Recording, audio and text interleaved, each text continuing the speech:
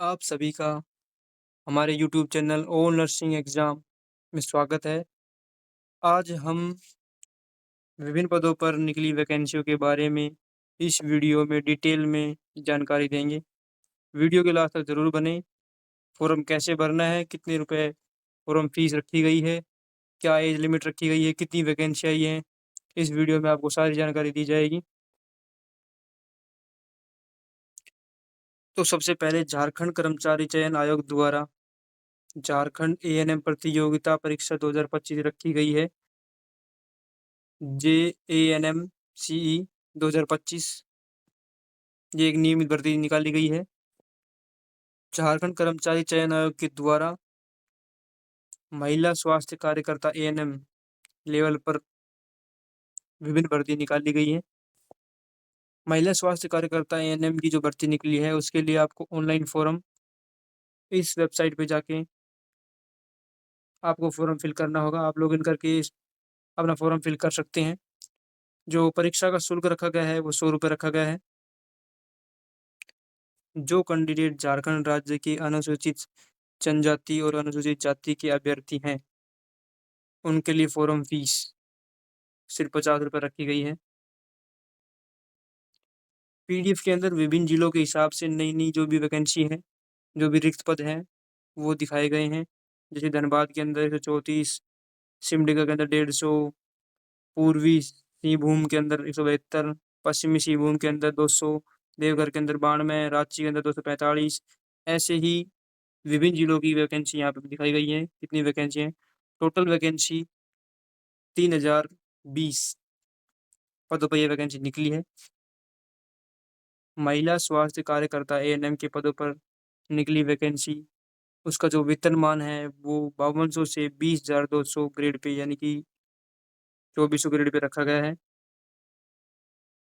Level जो 4 है उसके हिसाब से आपको वेतन दिया जाएगा।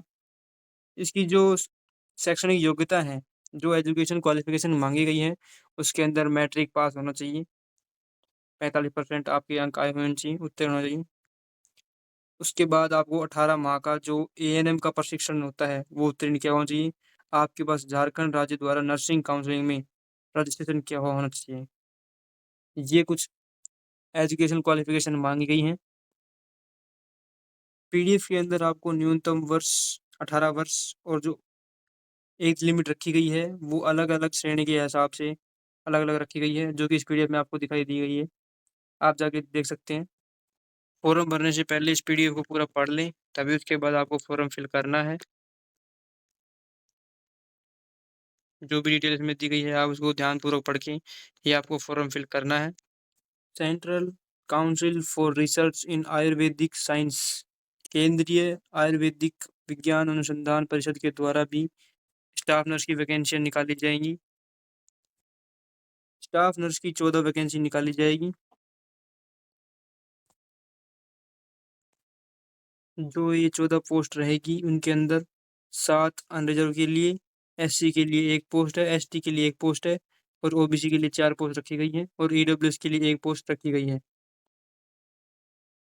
डबल सीआरएएस के द्वारा निकाली गई वैकेंसी की जो एज लिमिट है, जो रिलैक्सेशन मिलेगा वो एजुकेशन क्वालिफ़िकेशन, एक्सपीरियंस जो भी इसकी क्वालिफ़िकेशन चाहिए,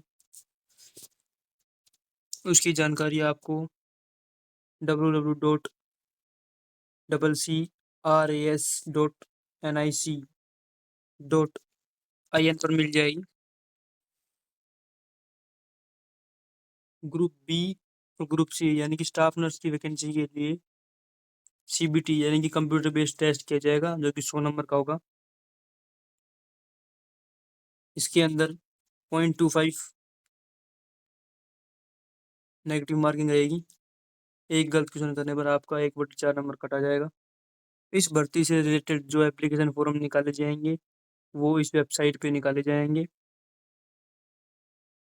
और जो फॉर्म डेट है, वो 1 अगस्त से 31 अगस्त तक फॉर्म डेट रखी जाएगी। अभी इसकी कोई वेबसाइट नहीं निकाली गई है, पोर्टल नहीं ओपन हुई है। आगे आने वाली अपडेट के लिए इस वेबसाइट पर जाके देख सकते हैं आप। आज 9 जुलाई 2025 को Tata memorial centre, Tata memorial hospital जो कि मुंबई में है, उसके द्वारा कई वैकेंसी निकाल ली गई हैं। टीएमसी के द्वारा विभिन्न भर्तियां निकाली गई हैं, जिसके अंदर फीमेल नर्स और अलग से नर्स की वैकेंसी निकाली गई है। जो फीमेल नर्स की वैकेंसी है वो 3 कैटेगरी हिसाब से निकाली गई है, ग्रुप सी, ग्रुप बी और ग्रुप ए, जिसकी अलग अलग पोस्ट निकाली गई हैं। जो ग्रुप सी के लिए है उसकी सिर्फ अनरिजर्व के लिए ही 2 कैटेगरी निकाली गई हैं, 2 पोस्ट निकाली गई हैं। उसके बाद ऐसे ही ग्रुप बी के अंदर अनरिजर्व की 4 और ओबीसी के लिए 4 और एससी के लिए 2 और एसटी के लिए 1 और ईडब्ल्यूएस के लिए 1 वैकेंसी निकाली गई है। ग्रुप ए के अंदर जो फीमेल नर्स की वैकेंसी है उसके अंदर 8 अनरिजर्व के लिए और 6 वैकेंसी ओबीसी के लिए, 4 वैकेंसी एससी के लिए और 2 वैकेंसी एसटी के लिए और 2 वैकेंसी ईडब्ल्यूएस के लिए निकाल दी गई हैं।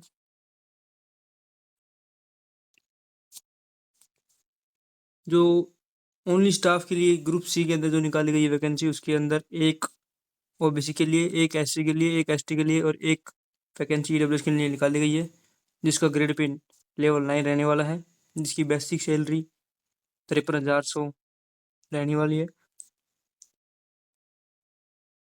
इसके अंदर जो असेंशियल जो एक्सपीरियंस मांगा गया है वो 12 साल का आपके पास क्लिनिकल एक्सपीरियंस होना चाहिए 100 बेडेड का। ग्रुप बी की वैकेंसी के लिए 2 अनरिजर्व कैटेगरी और 1 एसटी कैटेगरी के लिए 1 वैकेंसी निकाली गई है, जिसका लेवल ग्रेड पे लेवल 8 रहने वाला है, जिसके लिए असेंशियल क्वालिफिकेशन 6 साल रखा गया है और आपके पास BSc nursing, post BSc nursing और जीएनएम के लिए के साथ साथ आपके पास डिप्लोमा इन ऑन्कोलॉजी नर्सिंग होना चाहिए। नर्स ग्रुप ए के लिए 5 अनरिजर्व के लिए और 1 ओबीसी के लिए पद मांगे गए हैं, जिसके अंदर लेवल 7 ग्रेड पे दिया जाएगा, जिसकी बेसिक सैलरी 44,900 रखी गई है। साथ में अलाउंस भी आपको ऐड किए गए हैं। उसके बाद जो असेंशियल एजुकेशन क्वालिफिकेशन है वो जीएनएम के साथ साथ आपके पास डिप्लोमा इन ऑन्कोलॉजी नर्सिंग होना चाहिए। अगर आपने बेसिक पोस्ट बेसिक नर्सिंग कर रखी है तो आप एलिजिबल हैं। उसके बाद आपके पास रजिस्ट्रेशन सर्टिफिकेट होना चाहिए आईएनसी या फिर आपकी जो स्टेट काउंसिल है उसके द्वारा। उसके बाद जो असेंशियल एक्सपीरियंस मांगा गया है वो आपके पास 50 बेडेड के लिए 1 साल का क्लिनिकल एक्सपीरियंस होना चाहिए और हेपेटाइटिस बी वैक्सीन आपकी कंप्लीट लगी होनी चाहिए। पीडीएफ में और भी जानकारी दी गई है विभिन्न भर्तों पर भर्ती जो निकाली जाएंगी, उन सब की डिटेल आपको इस पीडीएफ में मिल जाएगी। फॉर्म फिल करने की लास्ट डेट 8 अगस्त 2025 रखी गई है। जो फीमेल नर्स और नर्स के लिए वैकेंसी निकाली गई है उनके लिए रिटर्न एग्जामिनेशन होगा और स्किल टेस्ट भी होगा, जो कि 100 मार्क्स का होगा आपका रिटर्न एग्जामिनेशन। बाकी और डिटेल के लिए आप पीडीएफ को ध्यानपूर्वक पढ़ सकते हैं, जिसके अंदर आपको सारा डिटेल दे रखी है। वीडियो के लास्ट तक बने रहने के लिए धन्यवाद। इस वीडियो को आपके नर्सिंग साथियों तक ज़्यादा से ज़्यादा शेयर करें। आप सभी का धन्यवाद। जय हिंद।